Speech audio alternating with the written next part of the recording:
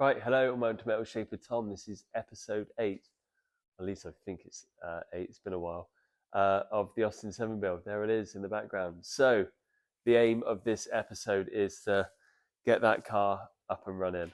It's a long way off, but Simon's reassured me with a bit of hard work today. He's on his way here now, but with a bit of hard work today, he thinks we can get this car up and running and driving around the yard.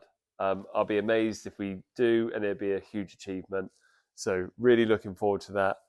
The importance of that is, number one, we need to see if the engine actually runs. I haven't got a clue yet. We need to get pedal position, and we need to see if the body fouls on the running gear. Haven't got a clue at the moment, and the only way we're going to find that out is by getting it up and running and driving it around the yard.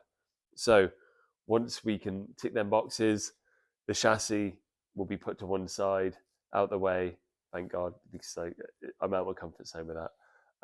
And then episode 9, I promise now, I'll be starting the body. So something I'm a bit more familiar with and comfortable with, and I can share my knowledge and expertise when it comes to the bodywork. So really looking forward to doing that. But first of all, let's see if we can get it running.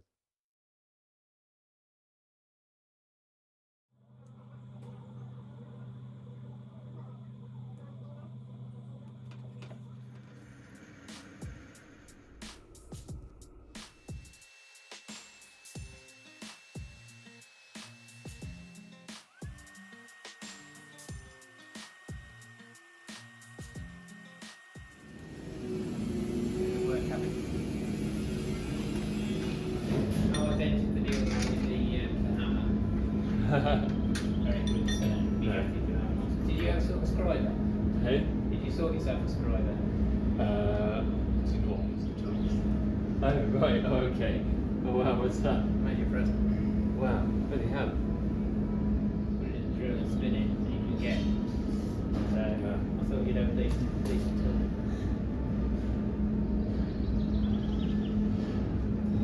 I am going to do a short making.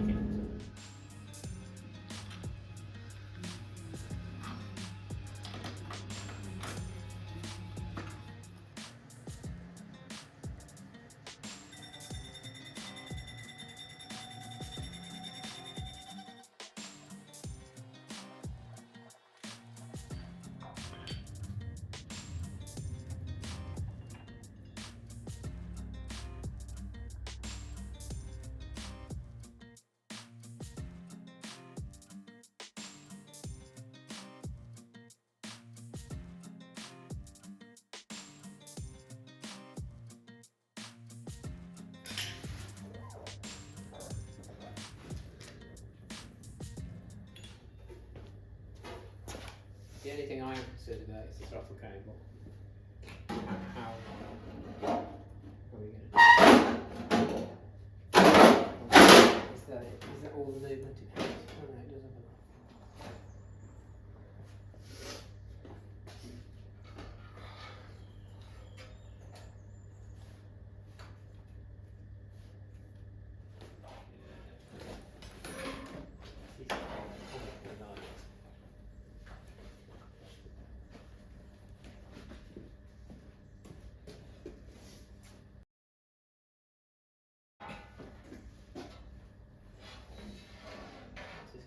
Let's get in it.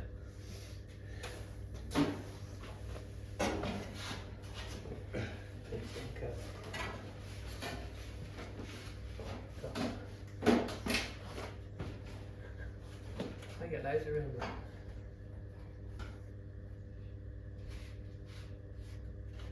You have actually got loads of room. It's alright, isn't it? Yeah.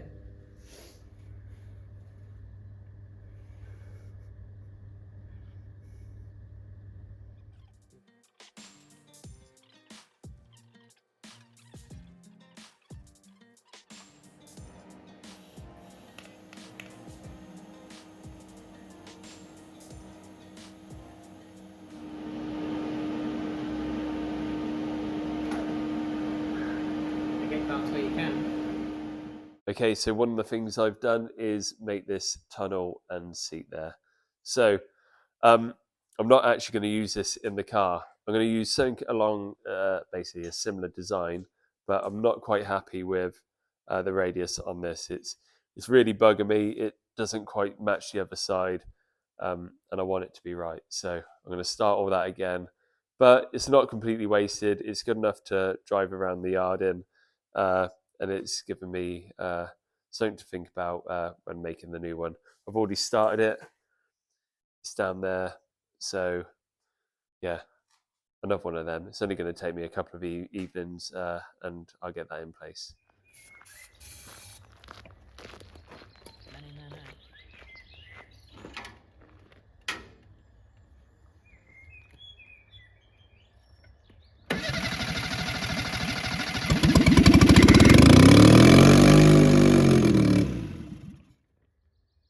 It's alive!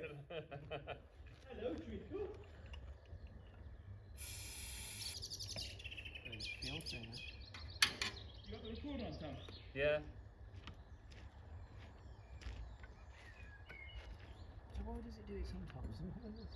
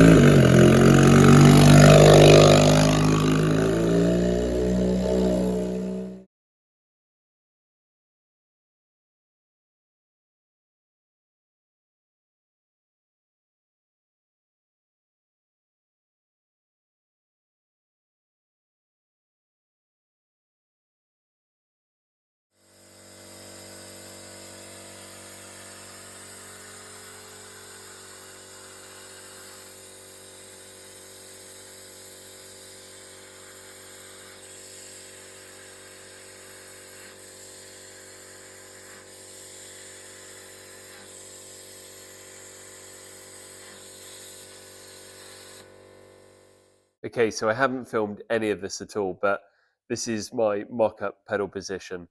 I believe I can bring the brake lever if I just bend this a bit more over and probably gain about 20 mil. I'll take a little bit off the pedal face there, and that'll allow me to bring the pedal over, allow me a bit more access for the accelerator. This black line here is the material I'm going to move, and around here I'll have a blister, a bulge, or whatever you want to call it, on the bodywork, and that's where my foot will basically rub in. But that is the pedal position using the Reliant setup that I've gone for.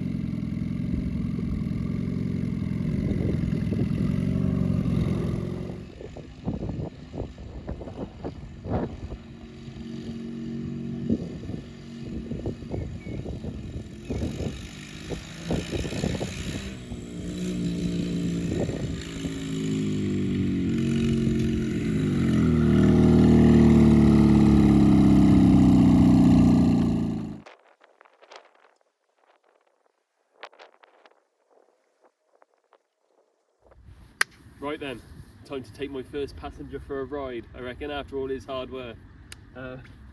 Yeah, crash helmets at the ready, I reckon. And brought the sick bag in.